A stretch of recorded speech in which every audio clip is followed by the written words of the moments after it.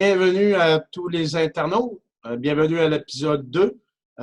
Moi-même, Mathieu Baillargeat, qui est déjà là au Maxiform Fitness à Saint-Apollinaire. Je suis accompagné de Pierre-Luc Dubé, kinésiologue à Québec et à Sainte-Foy Maxiform. Fait qu'aujourd'hui, on va vous parler de... Prise de masse musculaire dans un contexte, dans mon cas, sportif. Et Et dans dans ton mon cas, cas, bodybuilding. Ça veut dire la culture physique. en français, comme on dit. Oui. C'est à toi, bon, Pierre-Luc. Parfait, je vais te starter ça. Euh, Grosso modo, en fait, moi, ce que je peux apporter comme point par rapport à mon sujet, en fait, par rapport à notre sujet commun, mais par rapport plus à mon expertise, c'est que la prise de masse musculaire, ça reste un point qui est important, mais ça reste un outil avant tout dans une optique après ça de potentiation des différentes qualités qui vont être justement plus importantes ou qui vont avoir un impact plus important sur la performance. Fait qu'entre autres, probablement qu'on n'apprendra rien à personne en disant que la masse musculaire que tu as, ça reste un potentiel de force qui peut être utilisé, bien sûr, si le système nerveux est efficace justement à recruter les fibres musculaires qui sont présentes, mais ça reste que quelqu'un qui a une masse musculaire plus importante lui donne justement ou donne un avantage possible sur une production de force plus importante qui va avoir un impact par rapport justement à la puissance, qui est entre autres l'équation force fois la vitesse. Ça reste que dans un contexte de contact ou d'implication physique plus importante, ben, un poids corporel qui est plus important via une masse musculaire, ça donne un avantage par rapport justement à protéger. Je donne l'exemple du hockey parce que ce qui vient en tête, là, mais protéger la rondelle sur le bord de la bande, justement plaquer un adversaire, peu importe, ça reste que ça donne un avantage qui est justement notable par rapport justement au contexte physique. Mettons basketball ou football, mais il y a sûrement des sports que ça serait Rugby, vraiment pas important comme courir un marathon. exactement. Dans certains sports, c'est certain que ça a un impact ça reste qu'une masse musculaire plus importante que tu vas avoir, ben, excuse-moi le bon français, mais il faut que tu entraînes. Ça reste que c'est de l'énergie, c'est une dépense d'énergie supplémentaire que le corps doit gérer. Puis dans une optique, justement, des sports d'endurance où ce que la qualité principalement qui est développée, c'est la résistance à la fatigue, ben là, on vient juste tirer dans le pied si on traîne un 10-15 livres de masse musculaire de trop. C'est une masse musculaire qui va consommer plus d'énergie puis qui va mener peut-être à une fatigue prématurée dans ton événement. Là. Ça fait que Ça, ça tu as serait raison. dépendamment du sport que tu changerais tes phases d'hypertrophie. Exact. Même dans certains sports, tu pourrais même peu en faire.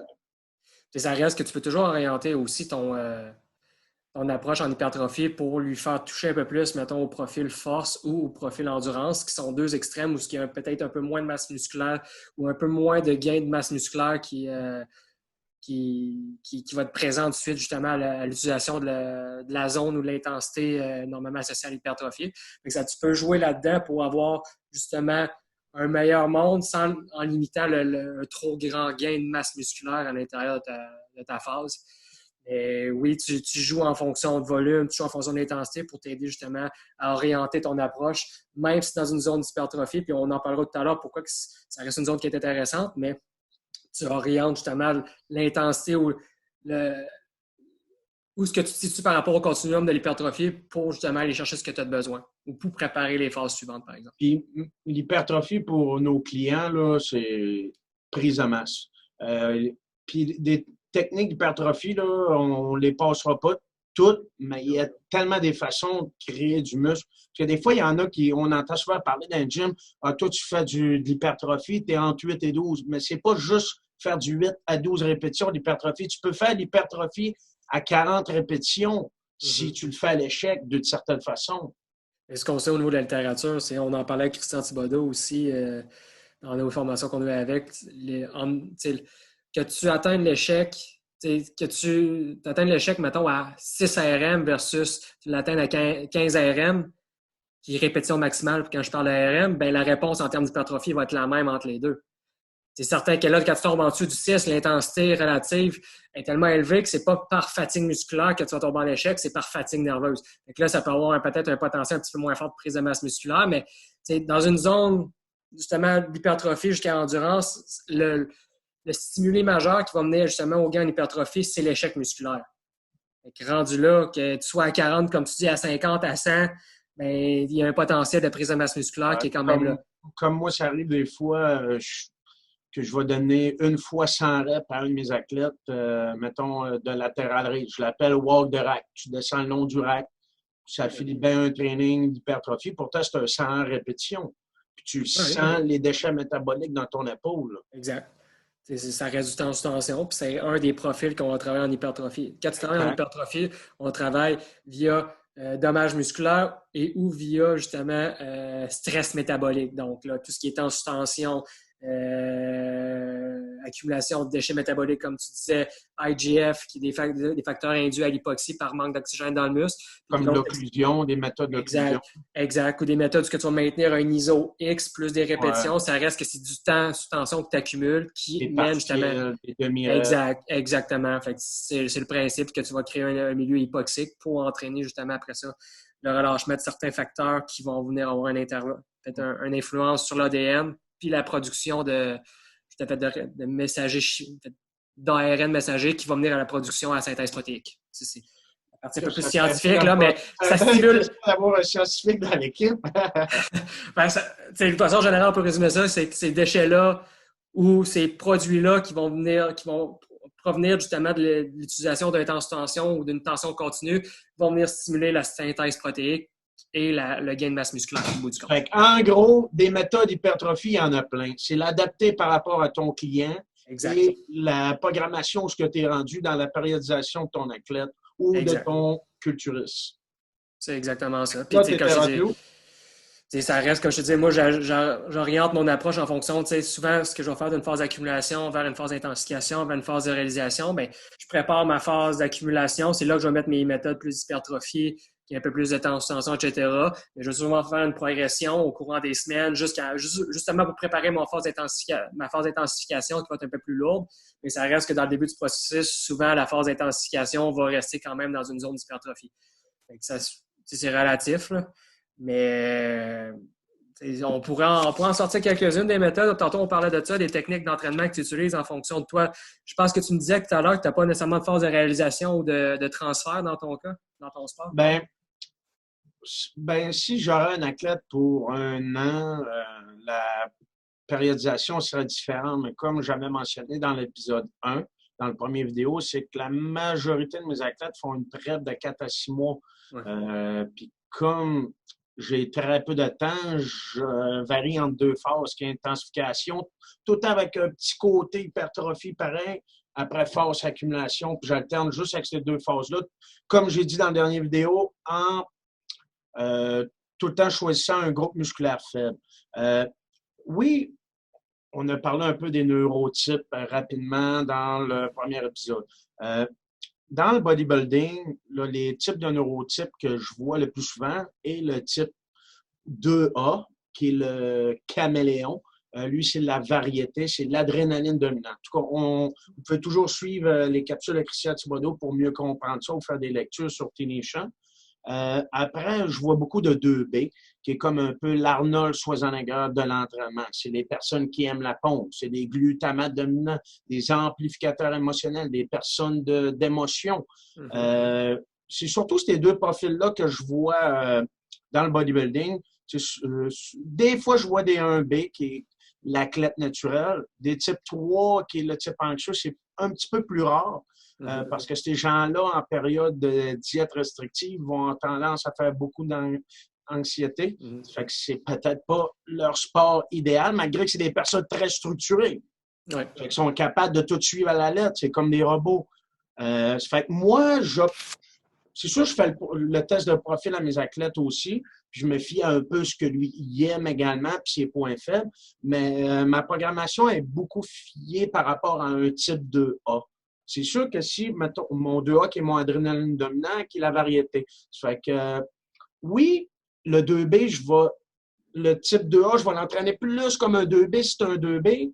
Si c'est un 1B, mais je vais entraîner plus le 2A de type 1B. En tout cas, ça vient mélanger tout ce que je vous dis là, mais j'expliquerai ça une autre fois. Ça fait que moi, les méthodes, mettons une programmation. Là, mettons, par exemple, j'ai choisi la phase épaule, accumulation. Ce que je vais faire, la première technique d'entraînement dans la journée, c'est sûr, ça dépend du jour puis avec quoi je l'ai mixé, mais souvent, je vais faire une activation neurologique. Ça veut dire, je vais faire une méthode d'entraînement qui va aller recruter plus de fibres. Ça fait qu'on pourrait dire qu'il y a plus un peu de force sur un gros mouvement comme un bench press, un front squat, un back squat, un soulevé de terre. Malgré qu'un soulevé de terre, j'essaie de le garder vers la fin de la semaine parce que c'est très exigeant au niveau du système nerveux. Donc, j'essaie de le garder vers la fin de ma semaine. Comme il y en a qui vont le faire au début de la semaine parce qu'ils préfèrent quand l'athlète est bien frais. Là, c'est rendu là, c'est une question de mentalité puis à qui t'entraîne. Ça reste comment ça dépend comment il répond l'athlète. Ça fait longtemps qu'il en fait. C'est certain qu'il est beaucoup plus efficace justement en termes de patron moteur, de coordination des différentes unités motrices. Fait il va avoir moins de courbatures associées à son exercice. C'est le problème avec le deadlift, c'est que c'est très, très contraignant aussi, oui, au niveau nerveux, mais au niveau musculo-squelettique. Fait que si tu sais, dans ta semaine, tu as X nombre de volumes à rentrer, là, tu te scrapes au début de ta semaine avec ton deadlift, tu es raqué, courbaturé, tu as de la difficulté à prendre des postures qui sont optimales pour, mettons, ton back squat, peu importe, mais là, tu viens de tirer dans le pied parce que tu ne seras pas capable d'aller chercher ton volume. Dans ton cas, c'est important parce que c'est un des paramètres que probablement que tu gères le plus parce que c'est un paramètre qui est important en hypertrophie, dans un contexte d'hypertrophie.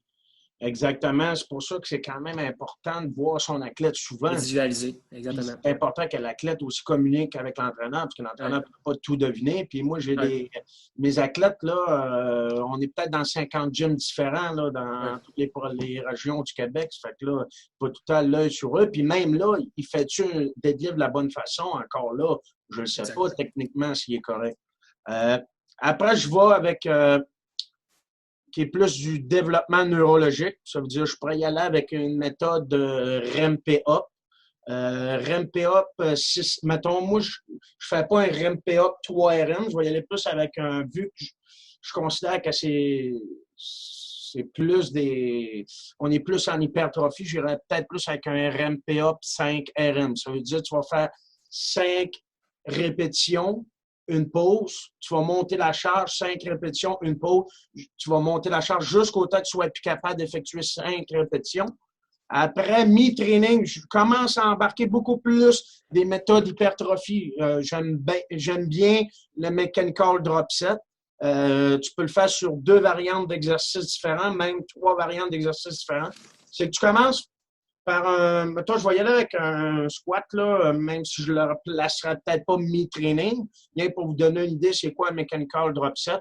Par exemple, je ferais le plus dur en premier. Je ferais un front squat, mettons, à 200 livres, 6 répétitions, entre 6 et 10.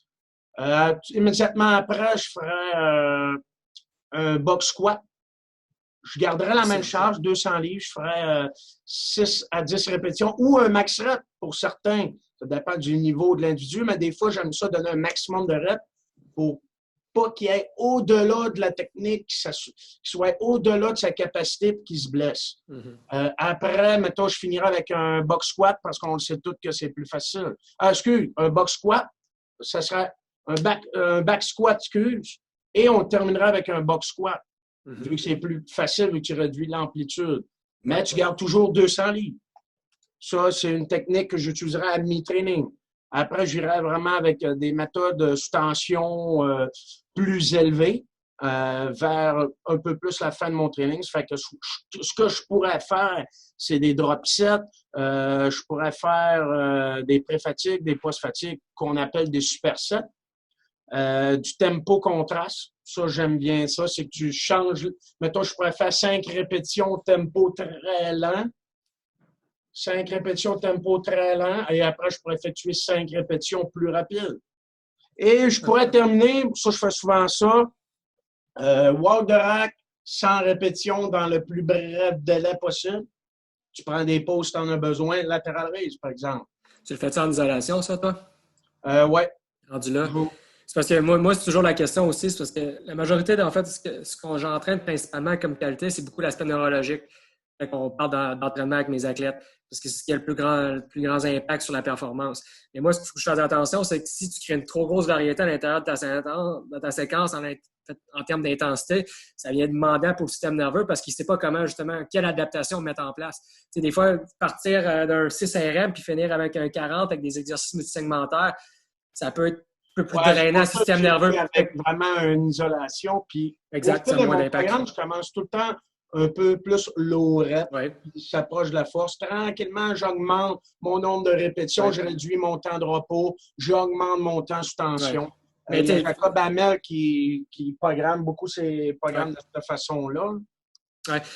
Moi, personnellement, ce que je fais le plus, c'est comme tu dis, toi, tu programmes beaucoup en fonction du 2A. Puis tu aimes ça chercher de la variété. Fait que tu vas chercher ta variété au travers de ton intensité dans ta séance. Ouais, tu ne peux pas faire un programme irréalisable non plus. Ouais. Des fois, juste un programme de base serait parfait. Mais c'est ce que je remarque avec juste, mettons, 8-12, ce qui arrive, c'est que les gens ne vont pas chercher l'intensité maximale parce qu'ils se satisfait d'un 9-10, 11-12 reps à peut-être 70% de leur effort maximal. Ça fait que j'aime ça de mettre un drop set en mi-training ou au troisième set, au quatrième set pour qu'il aille chercher un peu d'intensité parce que quand l'entraîneur n'est pas là, c'est souvent, même moi, je le fais depuis plusieurs années, je m'entraîne un peu mou. Je fais mon 12 répétitions, je suis tout content, j'arrête. Mais si tu me mets un drop set, après, ben là, je vais aller chercher un peu plus d'intensité. C'est certain que moi, la majorité de la clientèle avec qui je travaille, toi, tu parlais de 2A, 2B. Moi, je travaille plus avec du 1B, 2A. Fait que je suis un petit peu plus vers la gauche du continuum. Fait que souvent, ce type de clientèle-là, c'est pas de dire OK, il faut que je les fasse pousser plus, c'est plus de leur mettre le break, de dire wow, fais moins de volume, moins d'intensité. C'est ça le problème. Ils ont tendance extrémiste, ils ont tendance à aimer ça, se rendre jusqu'au bout de la corde, comme on dit. Fait que c'est difficile. Il y en a une de mes athlètes, était un B, justement, a fait du CrossFit longtemps, puis elle était justement coachée par Christian Thibodeau. Elle, il fallait toujours que je me donne, mettons, je ne pouvais pas lui dire faire 10 reps plus max. Il fallait que je dise non, 10 plus 5, parce qu'elle serait rendue tout croche sur son squat, puis elle continuerait pareil. Puis si même Christian disait ça, elle va faire 4 rebonds à terre pour essayer de finir sa rep. C'est pour ça qu'elle, je mettais un maximum. Il faut toujours considérer, nous autres, la performance. Oui, de lifter 600 livres, c'est cool, c'est fort, mais nous, dans le culturisme, ça sert moins. Ouais, c'est utile. Ça reste un point. C'est comme à l'inverse. Toi, la force, ça te sert d'outil pour potentialiser ta prise de masse musculaire, tandis que moi, la masse me sert d'outil pour potentialiser mon potentiel de force, qui a un impact après ça sur mes développements qualité. On est à l'inverse. Mais ça reste qu'ils sont interreliés, là. Ça reste qu'ils ont une influence l'un sur l'autre. Comme j'avais dit aussi dans le premier vidéo, le bodybuilding, il y a moins de règles. Si tu veux créer du muscle, pousse la fonte. C'est bien contrôler ton tempo, c'est bien rétracter tes omoplates avant une tirade. Techniquement, c'est correct, mais dans le bodybuilding, des fois, il faut que tu stimules le muscle. Take care, je ne suis pas anglophone, là, take care of the technique and push la weight. Ouais. C'est ça l'erreur des fois de certains coachs, certains athlètes sont trop techniques. Ouais. Oui, ça fait, monsieur, madame, tout le monde, ça fait en début de training. Je respecte la technique. Je m'applique pour avoir un bon muscle connection, mais de temps en temps, je la pousse, la weight. Et tu choisis des exercices sur lesquels tu le pousses. C'est ça, exact. Tu choisis des types d'exercices sur lesquels, justement, des machines, peu importe, où ce que tu as moins de risques de compensation, moins de risques d'intégration des patrons de mouvement, patrons moteurs qui peuvent être défaillants. Fait que tu limites les risques quand même. C'est ça. Puis c'est sûr que certains exercices, là, je vais être beaucoup plus technique pour aller chercher un bon recrutement. Mais de temps en temps, ça déchire quand tu mets heavy. Je fais un peu le même principe. C'est pour ça que je mets beaucoup d'emphase sur les premiers mois d'entraînement sur mes athlètes ou mes clients, même monsieur, madame, tout le monde. C'est que on met nos bases pour s'assurer que nos fondements sont là, pour après ça, de ne plus avoir à se soucier tant que ça. Puis ça devient tellement automatique que ta rétraction, ton engagement de ton lat sur ton bench press, bien, que ça devienne justement inné. Tu n'as plus besoin d'y penser, puis qu'après ça, qu'on peut se concentrer sur un autre aspect justement de la performance, qui est l'intensité. Exact. Puis après, c'est du cas par cas. Si notre athlète, je ne sais pas, moi, par exemple, il sent jamais ses lattes lors d'une tirade, bien là, quand il fait son dos, mais là, tu pourrais concentrer sur la technique pour qu'il sente bien. Puis après, rentrer des méthodes de pré-fatigue puis post-fatigue, et ainsi de suite. Des fois, ça reste au cours du processus, avec l'intensité, avec le volume, etc. Des fois, ils vont prendre des mauvais plis. ça arrive. T'sais, même moi, ça arrive des fois. Je fais un cycle, tout va bien. Le cycle suivant, j'ai monté beaucoup le volume, j'ai pris un mauvais pli, de la difficulté à me positionner, peu importe pour l'exercice. Mais des fois, juste réajouter des sélections d'exercices, oui, mais de réajouter certains outils comme une bande élastique sur ta tirade, tu parlais tantôt, là. De mettre une bande élastique à l'intérieur pour favoriser l'activation du grand dorsal. Des fois, juste en remettre un peu de travail de muscle connection entre une phase à l'autre, ça te garde à jour, justement, puis ça te permet Comme de... ton deadlift, là, pour être capable d'engager les lattes, tu Ouais. mets ton ben au milieu, tu tires. C'est juste que toi aussi, tu vas faire une affaire. C'est pas qu'est-ce qu'on donne. On peut pas considérer aussi que ça va rester. Un coup que c'est là, ben, ça va rester coulé dans le béton. Des fois, il faut revenir en arrière un petit peu, réajuster les choses parce qu'il y a toujours, mettons, au courant du processus, des mauvais plis qui peuvent s'installer. Notre job, c'est justement de voir ça, de réajuster pour juste éviter justement que tout ce qui traîne se salit, je le dis souvent, là, mais que tu traînes longtemps un problème et que ça devient ancré comme nouvelle bonne façon de faire, puis là que ça devient difficile à casser. Ce qui est dur avec ma clientèle bodybuilding, c'est souvent, là, c'est que je les vois pas s'entraîner. Ouais. Parce que, tu sais, ils s'entraînent en dos gym, des fois le temps ne permet pas, puis, tu sais, le côté monétairement dans le bodybuilding, ils ont tellement des frais partout, inscription, tanning, coach, gym, suppléments, ça fait qu'ils n'ont pas nécessairement le budget pour toujours avoir l'entraîneur qui le surveille et l'encadre. Ça me ferait plaisir de le faire, ça serait optimal de le faire, mais dans la réalité, c'est pas ça qui se passe. Tu donnes un programme, tu expliques vite s'il y a des questions, tu checks sa pince, son pied du peu, puis bang, il repart dans son gym. Là, c'est souvent ça qui arrive. Tu prends en considération qu'il sait s'entraîner parce qu'il fait du bodybuilding. Ça fait longtemps qu'il s'entraîne, mais souvent, quand tu le regardes squatter, finalement, « Hey, Cliff, je t'ai mis du squat, ça fait 3 mois que tu fais du squat, puis je t'ai jamais vu squatter, puis tu squattes aussi croche. » Bien là, c'est pour ça que je pense c'est important de prendre un suivi sur le long terme. Puis prendre des séances avec ton entraîneur pour qui te check. Oui. Surtout dans le début. Surtout dans le début du processus. C'est ça. Ça reste que dans votre cas, tu m'en prendras si je me trompe, là, mais tu stimules un muscle. Fait que, tu pourrais travailler tous tes muscles en isolation, puis tu pourrais quand même, au bout du compte, peut-être aller chercher un bon développement. C'est juste que la stimulation nerveuse... Les culturistes, là... je vais exagérer, là, 40 pouces de cuisse, puis ça n'a jamais fait de squat, ça fait du leg press. C'est ça. Dans votre cas, si vous stimulez un muscle, c'est juste que moi, via la sélection des exercices, le back squat, etc., les patrons de mouvement vont avoir une influence justement par rapport aux patrons de mouvement qui sont aussi retrouvés dans le sport. Fait que si tu entraînes en termes de spécificité un mouvement qui est beaucoup plus proche de ce qu'il va avoir comme implication musculaire, comme amplitude de mouvement, comme angle aux articulations, bien, c'est certain que le transfert va être meilleur vers le sport. Puis éventuellement vers la performance. Mais ça reste que, tu sais, j'ai comme un peu comme pensé que l'athlète de culturiste doit être aussi un athlète. Je trouve ça optimal, je trouve ça préférable qu'un athlète de culturiste soit capable de faire un pull-up, soit capable de faire un squat, soit capable de faire un saut vertical, tu sais, soit capable de courir, soit capable de nager, parce qu'on dit que c'est un athlète. Il ne faut pas juste qu'il show off ses muscles, il faut qu'il soit un athlète. Ça, c'est ma méthode de pensée. Mais ça reste que, c'est le point qui va rejoindre ça, c'est que pas de problème. Je suis en vidéo. Mon associé, il est arrivé. OK. Mais le point qui va rejoindre tout ça, qu'est-ce qu'on disait, c'est justement l'efficacité de ton système nerveux, puis c'est en train de développer par des exercices multisegmentaires, via les sauts, via les sprints, etc. Fait que ça reste, comme je te dis, ça revient au point que les deux s'entrevauchent, puis les deux, justement, ont une influence l'un sur l'autre. Dans un contexte de bodybuilding ou dans un contexte de performance sportive, ça reste le même principe. C'est juste que, comme je dis, il y en a un qui va donner le potentiel à l'autre. Puis, en plus, tu sais, quand tu arrives pour poser un culturiste qui n'a aucune mobilité, mais il n'est pas en mesure de montrer ses avantages. Ses ailes comme un... Moi, je compare ça à un culturiste, là, des fois. Tu regardes un gars, il a une tabarnache de shape, là, il pourrait faire du culturiste. Mais quand il déploie ses ailes, il ne devient pas, tu sais, l'oiseau, là, qui déploie le pan. C'est ça, non? Ouais. Là, il devient majestueux, il devient grand, il Mais tu sais, souvent, il y en a, il reste juste le petit oiseau que les ailes ne se déplient pas. Là. Tu comprends? Ouais. C'est pour ça que c'est important. Bien s'entraîner, travailler la mobilité, parce que quand tu vas arriver pour poser, tout va mieux bouger, tout va mieux se déployer.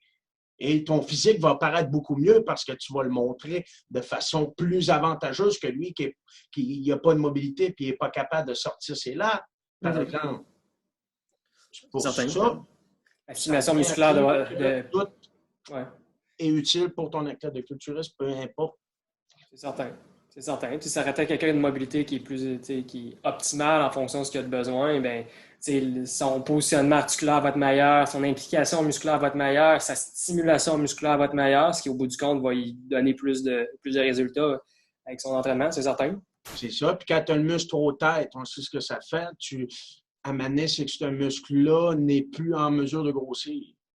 Il peut même mener à des mécanismes justement de protection. Un muscle qui a trop de tension, ce qu'il va créer, c'est qu'il va faire une inhibition. Au lieu d'être capable de le contracter, bien, le muscle va shutter down pour justement se protéger. Ça n'a pas nécessairement toujours lieu d'être, ce mécanisme de protection-là, mais c'est des mécanismes qui sont innés, on n'y pense pas. C'est le corps qui met ça en place parce qu'il a dit « Hey, il y a trop de tension dans le muscle, j'arrête de contracter pour me protéger ». C'est dans le cas de muscles très raides, c'est souvent des muscles qui sont plus difficiles à activer pour cette raison-là. Je cherchais les termes scientifiques. Tu les as trouvés. Merci, Pierre-Luc. C'est correct. Moi, j'ai dit quelque chose, Mathieu, puis toi, tu l'expliques dans d'autres mots pour que tout le monde comprenne. C'est ça. Toi, pour le monde plus poussé un peu. Là. On va chercher une plus large clientèle. C'est ça. Bon, je peux donner un exemple rapide d'un programme vite. Là. Je vais juste parler des combinaisons. Pour un client, par exemple, un athlète qui est dans sa phase, j'ai choisi les épaules améliorées. Par exemple, le jour 1, ce que j'ai fait pour cet athlète-là, c'est j'ai travaillé les quads et je l'ai mixé avec des épaules. Okay? Puis un petit peu de bras à la fin du training. Fait que là, j'ai une première simulation d'épaule dans ma semaine. Jour 2, je vais faire mon dos avec des triceps. OK, that's it. Jour 3, maintenant, ischio-jambier et je retravaille l'épaule. C'est sûr que les façons que je travaille les épaules ne sont pas toutes de la même façon, mais je ne vous expliquerai pas en détail toutes les façons. Ça fait que là, j'étais à une deuxième simulation d'épaule dans ma semaine. Jour 4, je fais des pecs et des biceps. OK. Jour 5, je retravaille les épaules. Puis, je retravaille les épaules et un petit peu de mollets, d'abdos et un petit peu de triceps, encore une fois. Ça fait que là, j'ai fait 3 simulations d'épaules dans la semaine de 3 façons différentes avec des techniques plus ou moins semblables.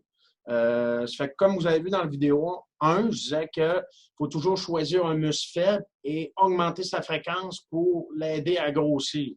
Ça fait que dans cette phase-là, c'était épaule. Ça se peut que la phase après, je ne fais pas 2 phases d'épaule de suite pour, on pourrait dire, réduire la tension au niveau des joints. Pas toujours solliciter le même muscle pour ne pas venir à avoir des blessures non plus. Ça fait que la phase après, j'aurais pu faire une phase jambes pendant 4 semaines. J'aurais pu revenir à épaule par la suite. Mais encore là, accumulation, intensification, accumulation, intensification. Puis, les clients normaux là, qui veulent créer du muscle, arrêtez de vous comparer aux culturistes. Okay? Parce que les culturistes, oui, il y a des choses qui font bien, des choses qui font moins bien, mais souvent, je vais dans le gym, je me promène, la personne me dit, moi, je fais un pec. Puis tu le fais combien de fois dans la semaine? Ben, c'est lundi.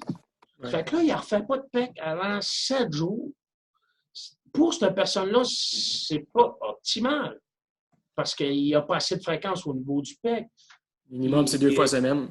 Puis eux autres, un all body, là, c'est un garochage d'exercice, ça n'a aucun bon sens. Moi, d'habitude, c'est pec, biceps, c'est épaules, triceps. Même, je rajoute tout le temps du trapèze supérieur. C'est jambes. Ils sont trop habitués à des splits bodybuilding, mais il faut savoir qu'en hypertrophie, comme dans plein de méthodes, il n'y a pas que le split bodybuilding qui existe. Non. Il y a des méthodes bas de corps, haut de corps très intéressantes, de pouce-tir. Il y a plein de méthodes agonistes, antagonistes, ainsi de suite, ainsi de suite. Fait que, ne vous comparez pas toujours à des culturistes pour trouver une méthode d'entraînement. Ça verrait jusqu'à quel niveau aussi, quel niveau que tu regardes, parce que il y en a qui vont pouvoir, il y a certains, mettons, dans les catégories plus élevées de bodybuilding qui ne sont pas testés, mettons, pour le dopage. Ça reste que, ils peuvent faire ça, stimuler un groupe musculaire une fois par semaine, parce qu'ils sont 24 heures sur 24 en mode anabolique. Ils sont toujours en mode synthèse protéique. Fait, même s'ils stimulent moins souvent un groupe musculaire, mais ils ont de même réponse hypertrophique qu'ils stimuleraient, par exemple, 2 à 3 fois dans la semaine. Exact. Puis en plus, ce qu'on ne sait pas, c'est que souvent, ces personnes-là s'entraînent 2 fois par jour parce que c'est leur métier. Ouais. Que le matin, par exemple, oui, ils font. Puis c'est sûr, peu importe la technique, comme tu dis, à ce niveau-là, ça va fonctionner. Ouais. Mais il y a quand même des bonnes programmations qui vont fonctionner encore plus. Mais lui, c'est que souvent, on le voit, il fait juste, mettons, pec le matin. Mais soit, on ne le sait pas, mais il s'en refait un training de bras. Fait qu'au bout de la semaine du pec, il en a peut-être fait 3 fois pareil, parce qu'il s'entraîne 2 fois par jour. Oui. Il s'entraîne tellement plus intense qu'une personne normale et mange des quantités de fous de nourriture. Fait que c'est pour ça, comme tu as dit, il ne faut pas se comparer au top. Dans ce sport-là. Même, par exemple, ça se peut que dans le hockey, ben, tu es junior majeur, ben, tu ne feras pas nécessairement exactement ce qu'un professionnel fait parce que lui, il y a eu un processus qui l'a amené là puis il est prêt à faire ça aujourd'hui. Oui. Certain qu'on n'entraîne pas un athlète professionnel comme un athlète amateur. Ça va toujours selon le niveau de maturité de l'athlète. On l'ajuste en fonction de où ce qui est rendu. Des fois, il faut que, comme on dit, on met nos bases pour qu'éventuellement, il soit capable de mieux intégrer ce que la demande du sport à un niveau supérieur va lui justement demander de suggérer. Mais c'est certain que même si on entraîne un jeune athlète, comme un athlète professionnel, ben la maturité au plan des différents paramètres physiologiques, au niveau musculaire, ben il ne sera pas capable de le tolérer, ce qui éventuellement va mener à des blessures ou tout simplement mènera pas pour les efforts que tu vas y mettre à des résultats qui vont créer justement des adaptations positives par rapport à ton sport, par rapport à la performance de ton sport. Même en léger surentraînement. Oui, mais surentraînement, c'est dur à aller chercher. Mais tu sais, ça reste que si tu fais ça puis le corps n'est pas prêt à absorber, tu sais, c'est pour ça souvent, mettons, même des jeunes que je suis présentement au secondaire, je travaille avec Cardinal Roy un petit peu. Je fais du bénévolat pour l'instant, en fait, là, avec eux, pour leur donner du temps pour aider justement les jeunes à bouger pour leurs équipes de hockey. Puis, je leur ai préparé, je leur ai fait une programmation sur plusieurs semaines juste pour intégrer de la plio. Donc, ils ont commencé à faire ça dans les dernières semaines, mais j'ai fait tout un processus pour leur apprendre tranquillement à comment absorber l'énergie, absorber les chocs pour, après ça, prévenir les blessures, mais deux, être capable de davantage, justement, aller chercher dans les phases qui s'en viennent, en fait, justement, les qualités de détente, de puissance que je voulais développer.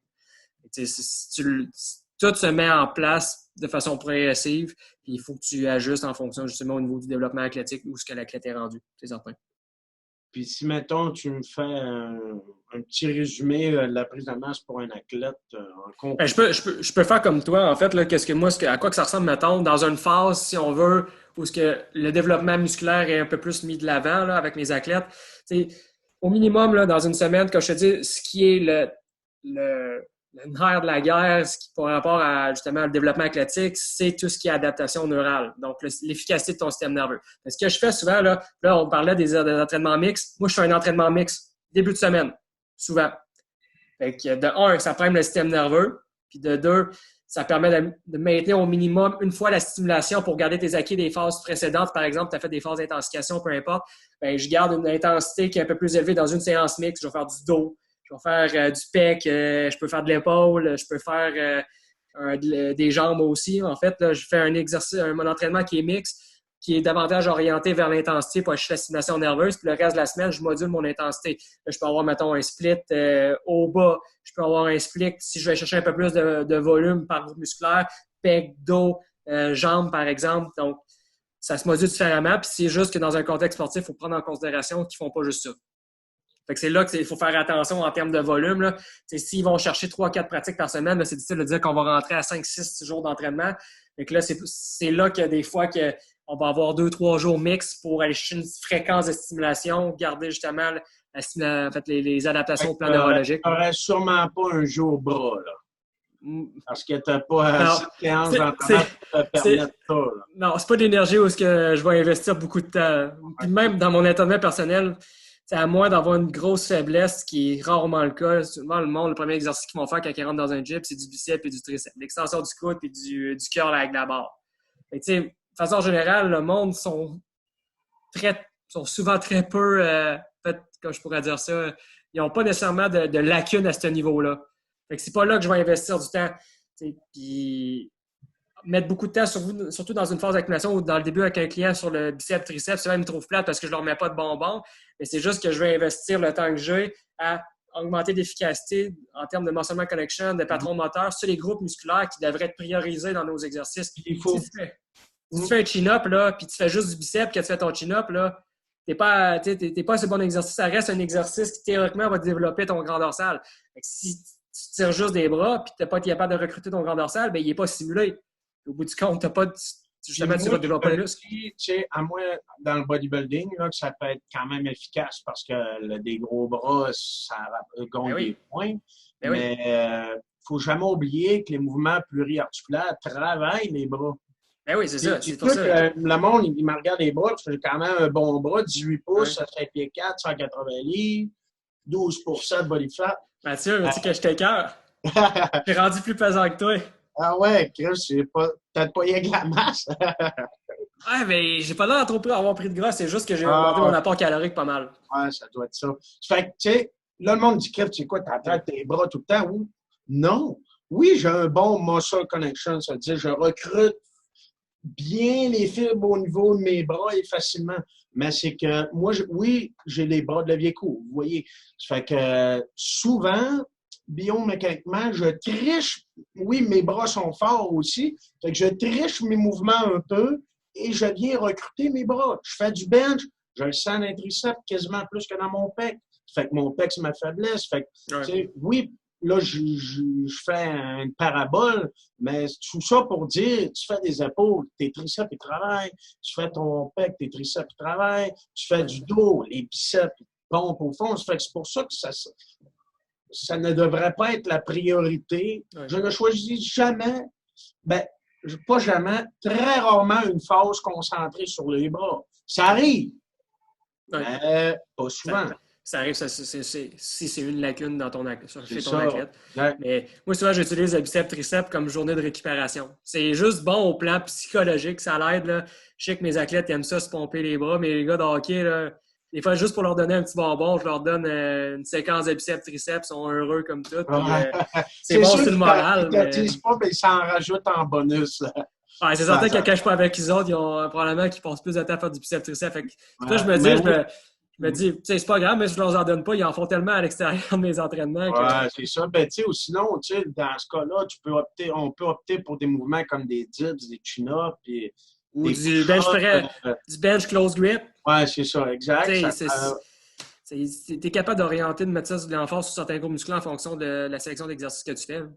Ou de l'amplitude de mouvement. Tu sais, des fois, dire, OK, tu vas faire 10 répétitions partielles en haut de ton mouvement, suivi de tes répétitions complètes. Fait que tu crées une pré-fatigue sur le triceps, ce qui augmente justement la stimulation sur le groupe musculaire en question. Tu montes, tu prends une pause en haut. Exact. Par pouce, ainsi de suite. Tu peux faire une sélection d'adapter il faut juste... Et quand le monde nous demande c'est quelle la meilleure méthode, il n'y en a pas vraiment de meilleure. C'est en fait, tu y vas selon souvent ce que tu veux développer. Ou en fonction de la préférence de ton client, parce que ça reste qu'au bout du compte, que tu stimules un muscle, tu stimules le muscle. Ouais, il y en a souvent qui viennent me voir au jazz, c'est quoi tes meilleurs exercices de triceps? Ouais. C'est du cas pour cas. Ils sont toutes bonnes. Exact. Certaines sont moins bonnes, oui, mais sont toutes bonnes à pour une certaine raison. Ça a été programmé d'une telle façon et cas par cas. Là.